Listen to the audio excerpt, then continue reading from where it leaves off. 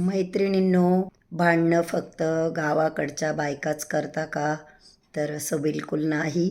2010 ते 2017 जेव्हा मी नाशिकमध्ये राहत होते, एकाच सोसायटीमध्ये होते आणि तिथे 2 बायकांचं प्रचंड भांडण. त्यातली एक माझी मैत्रीण होती, खूप क्लोज नाही, पण होती, मैत्रीण होती. तिचं नाव होतं अणू. ती एका नामांकित कॉलेजची व्हॉईस प्रिन्सिपल होती आणि तिच्या नेबर ज्या होत्या त्या लेडीजची माझी काही ओळख नव्हती. त्या दोघींचं इतके वाद व्हायचे की एके दिवशी आमच्या सोसायटीमध्ये पोलीस आले. का तर म्हणे एकीने ते सेफ्टी डोर दुसरीच्या डोक्याला मारलं आणि प्रचंड ती जी दुसरी लेडीज होती तिचं तर पूर्ण नातेवाईक 50 एक लोक ह्या अणूला मारण्यासाठी आले होते. तर सांगायचा भाग असा की जेव्हा काही सणवार असतो, दिवाळी वगैरे, तेव्हा शक्यतो शेजाऱ्यांशी भांडणं होतात. गावाकडे म्हणा किंवा सोसायट्यांमध्ये म्हणा. काय होतं, आपले वरचे लोक घराची क्लिनिंग करत असतात, बाल्कनी वगैरे धुवत असतात.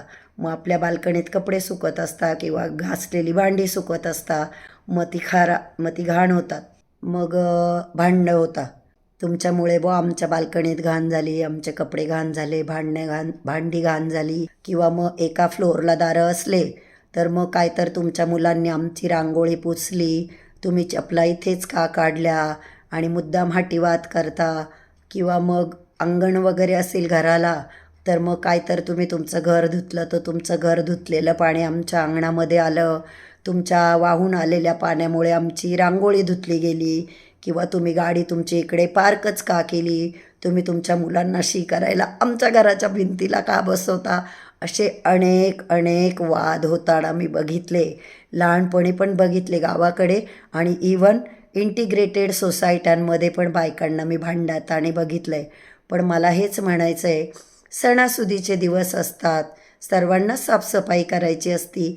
आपण जर थोडं समजूतदारपणे घेतलं की मला घराची क्लिनिंग करायची आहे, माझ्या बाल्कनीतून काही घाण पडण्याची शक्यता आहे, तर खालच्या ताईंना जाऊन रिक्वेस्ट करायची की ताई मी बाल्कनी क्लीन करते किंवा काही पाणी घाण कचरा पडणार आहे, तर तुम्ही थोडंसं भांडे कपडे थोडं जे काही असेल तुमचं काढून घ्या. सामंजस्यपणे वागलं ना तर वाद होणार नाही. सणासुदीच्या वेळेस आपणही स्वतः भांडण करू नये आणि आपण स्वतःलाही त्रास करून घेऊ नये, दुसऱ्यांनाही त्रास होईल असं आपण वागू नये. आपण सणाच्या दिवसांमध्ये आनंदी राहायचं असतं, हॅपी राहायचं असतो, सणाचा आनंद लुटायचा असतो, भांडणं नसता करायचे, बरोबर ना?